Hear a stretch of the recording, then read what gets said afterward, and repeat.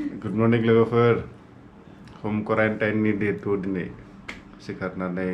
दै गुदुंजों गार्गल खालामबाय बेनिफ्राय स्टिम लाबाय ब्रेकफास्टबो जाबाय बेनिफ्राय अफिसनि माखासे खामानिबो मावबाय आंथ' ओंखाम संनो होबा दानो संनानै जागौमोन न'फोरखौबो सिबनो हायाखै न'फोरा लेथ्रा जाना दंना दा लाखै बिनो मेडिसिन होनोसै बेफोर मेडिसिनफोरा बहुत मेडिसिन दोङो बेनिफ्राय बेखौ मेडिसिन जानो होननानै आं दा ओंखाम संगोन आरो लाखै दे फुङाव लाइटबो थांदोंमोन ना माला आरो नेक्स्ट टाइम थांनोबो हागौ बेनिखाय थाब थाब संनोसै आरो टाइम जाबाबो संनानै दोननोसै जानायावथ' जेब्लानो जानो हायो आरो 12टायावबो जानो हायो बा 1टायावबो जानो हायो जाग्रा लाबोदों बेनिफ्राय दै लाबोदों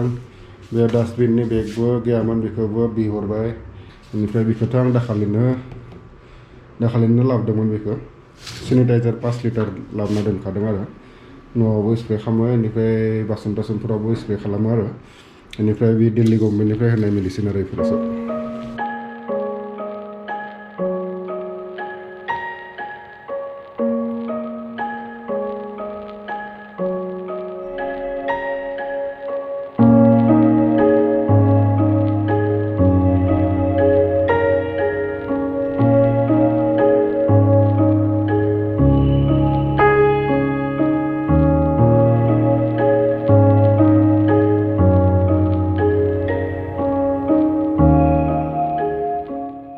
जोंनि मालिका मेडिसिनबो मोनसे लाबोनो हादों आरो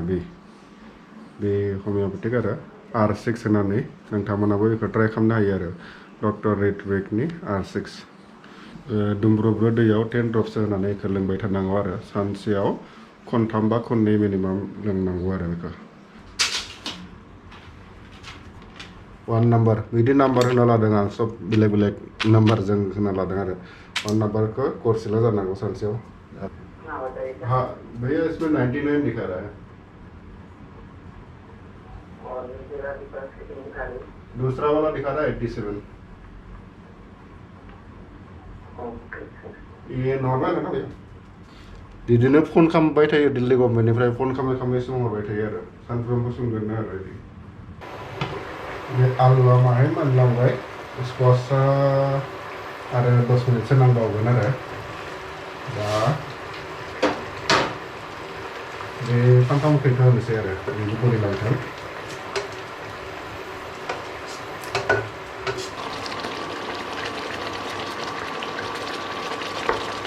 मोनदों आलुआ खायसेया फुरा सुफ्लिलांबाय आरो मोननानै बे नाखौ होनोसै आरो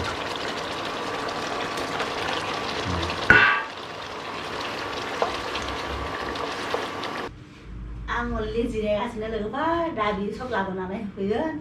आं जानांगौ थोरसिखौ सेनिटाइज खालामनानै दोननांगौ ओमफ्राय बि सुहैसिगोन आरो लोगोफोर ना कबि आरो कबि दावदै फ्राय बेनिफ्राय दावदै रुनानै फ्राय खालामनाय आरो इथिं बे रुसिया नानि very tasty दा जि मोजां नुदों आंबो जानोसै दा लोगोफोर लान्च जानोसै आरो जोंनि लान्चआ बेबायसा दावदै रुनानै फ्राय खालामनाय ना कबिदों दावदै फ्राय आरो इथिं स्क्वाश आलुनि रुसि नानि रुसि आरो बेयावनो ना होदोंमोन आरो दा लोगोफोर जाबाय थानोसै आरो बे बिराद गोथाव मोनदोंनो बे मोजां मोनदों लोगोफोर ओंख्रिया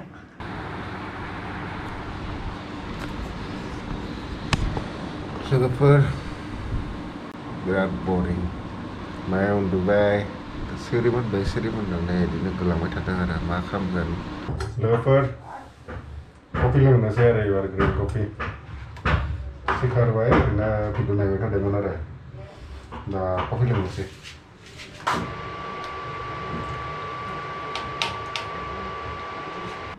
अफिसाव थांनो मोनाखै मोजां मोनदों बेखौथ' मोनगोन अफिसाव थांनो मोनाखै मोजाङानो बहुत खामानि मावबाय खिन्थु जोङो सिगाङाव सानबाय थादोंमोन ना अक्ट'बर लास्ट नङाबा नभेम्बराव बेरायनो थांगोन होननानै बाइकआव बे दा थांनो मोननाय नङा आरो खारन अलरेडि आं 15 days 16 days सुटि खालामगोन ना बेनिफ्राय आरो बिसोरो सुटि होनाय नङा आरो आंखौ दा दै नांगौ दै दै नांगौनो इनो आं बथल फोजोब्बाय मैयानिफ्राय बथल फोजोब्बाय दा दिनैनिफ्राय माला फोजोबनो हायो गाबोनसिम हाबा मोजां आरो सानसेयाव 2 लिटार्स to minimum 3 लिटार्स लोंनांगौ बे 2 लिटार्स लोंबाय थादोंमोन दे लोगोफोर फाइनालि मोनफैबाय आरो बिग बास्केटनिफ्राय होफैबाय बिसोरो बेफोरो अर्डार होदोंमोन आरो आलु दोङो पियास दोङो बेनिफ्राय बे दहायनिफ्रायनो वेट खालामबाय थादोंमोन आरो माला फैयो दा मोनफैबाय आरो बेनिफ्राय दा जोंनि उन्दुनायनि सेटआपआ बेबायसा आरो बेयाव उन्दुयो आं उन्दुयो बिथिं इन्डिया बिथिं पाकिस्तान सब बेलेग उन्दुयो 14 डेसनि साननै थांबायनो आरो 12 डेस थानांगोन आरो बिदिनो दा लोगोफोर दिनैनि ब्लगखौ बेयावनो फोजोबनोसै नोंथांमोनखौ आरो गाबोन लोगो मोनसिगोन आरो बाय लोगोफोर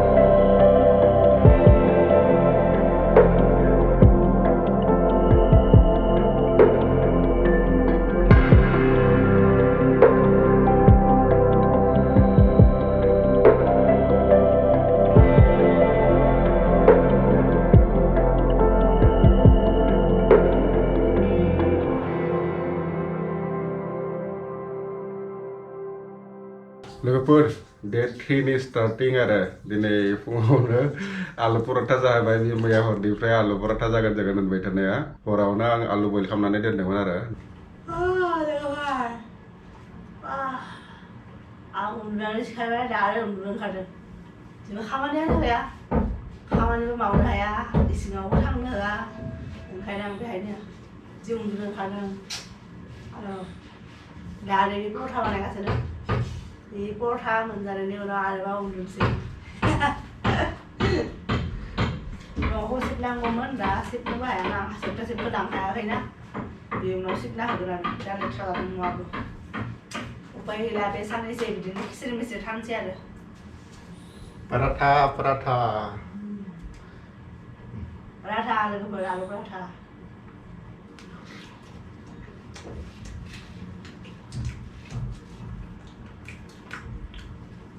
मा बारा जादों संख्रि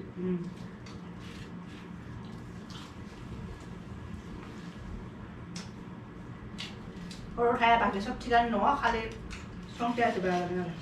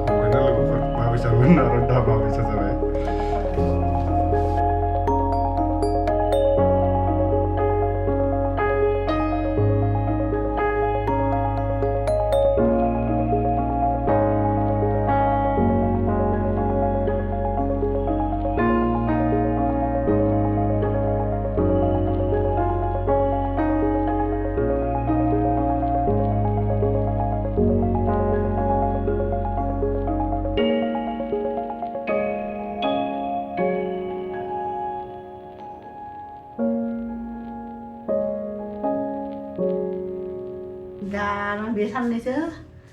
बिखौ सब माने बिनि एकदम अल इन अल आरो हाउस माने हम मिनिस्टार कुक सब आरो आं जि आजादि जिराय जिराय मोनजागासिनो बे साननैसो आंथ' मावनो मोनबा मोजांसो मोनो खिन्थु मावनो होआखैना बेसो आसोल खोथाया लोगोफोर दासो नुजाफैबाय आरो बिराद खर' सादोंमोन बेनिखाय उन्दुबाय थादोंमोन आरो सानाव दिनै ओंखाम जायाखै फुङाव बे आलु पराठा जानायानो आरो बेनिफ्राय ओंखाम जायासै उन्दुना थाबाय मुभि नायबाय बेनिफ्राय मोना बिराद खर' सादोंमोन आरो बेक साइडआव बिराद खर' सादोंमोन बेनिफ्राय उन्दुना थाबाय कफि लोंनोसै आंहा एसे लुज मसन बायदि जाबाय थादों आरो सानसेयावनो खनथाम खनब्रै माने खिनो थांनांगौ आरो मिथिया आरो माबा मुलि जानायनिबो जानो हागौ उदैया जि ख्रेब ख्रेब ओमफ्राय खालामबाय थायो ओमफ्राय बिदिनो आरो टयलेटाव हाबहैबानो खिनो ओंखारनाय बायदि आरो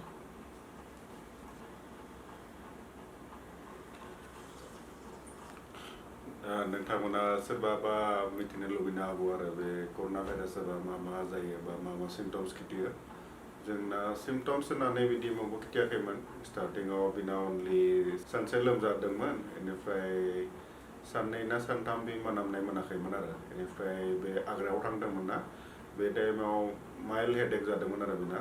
हेडेक जादोंमोन बेनिफ्राय जोंथ' साब्रै थांदोंमोन गारियाव बेनिफ्राय आरो बेयावबो आग्रानि लोगो मोनदोंमोन बिसोरना रावबो सिम्पटम खिथियाखै आरो आंनाबो सिम्पटम खिथियाखै जोंथ' लोगोसे थांदों जानायफ्राबो सब लोगोसेनो जादों जनायफ्राबो सब खाथि खालानो जदों होमबाबो रावहाबो सिम्पटम्स खिथियाखै आरो दासिम लोगोनि न'आवबो जेराव उन्दुदोंमोन जोङो बे जि जोमखौनो कम्बलफोरखौनो बिसोरो इउज खालामबाय थादोंनो आरो मुंबो सुवाखैबो बा सेनिटाइसबो खालामाखै बेखौनो इउज खालामबाय थादों आरो बिसोरो बिनाथ' अलमस्ट मोजां जाबाय अनलि साइड इफेक्ट हिसाबै बे खिनाया जाबाय थादों आरो लुज मोसन जायो सानसेयाव खेबथाम खेबब्रैसो जायो बे मुलि जानायखायबो जानो हागौ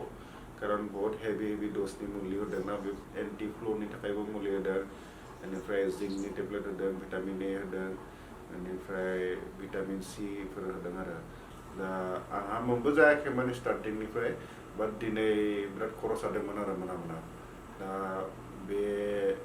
कर'ना भाइरास जानायनि थाखायसो जादों ना मानि थाखाय जादों बेखौ मिथिया आरो बेनिफ्राय ओंखामबो जायाखैमोन ना दिनै सानाव बेनि थाखायबो जानो हागौ आं एडिटिं खालामबाय थादों एडिटिं जेसेबां कर'ना भाइरास जाबाबो खर' साबाबो एडिटिं खालामबाय थादों आरो फुरा डेडिकेसन होनानै बेनिखायनो नोंथांमोना लाइक खालामनांगौ आरो भिडिअफोरखौ जों एफा खस्थ' खालामनानै बानायबाय थायो सोरबा साननैसोथ' डिसलाइक खालामबाबो जों गाज्रि मोना आरो बे मोजांबो मोननो हागौ जोंनि कन्टेन्ट्सफोरखौ होमबाबो मोजां मोनदोंबा लाइक खालामनानै होनांगौ आरो होमबा जोङो एनकारेज होबाय थागोन आरो दा लोगोफोर आसा खालामो बिदिनो मोजाङै जोंनि क्वारेन्टाइन पिरियडखौ जोङो फोजोबनो हागोन बेनिफ्राय टेस्ट रिजाल्टआबो थाबैनो नेगेटिभ फैगोन होननानै आसा खालामबाय आरो बेनोसै आरो नोंथांमोनखौ जोङो लोगो मोनसिगोन गाबोननि ब्लगाव बाय बाय लोगोफोर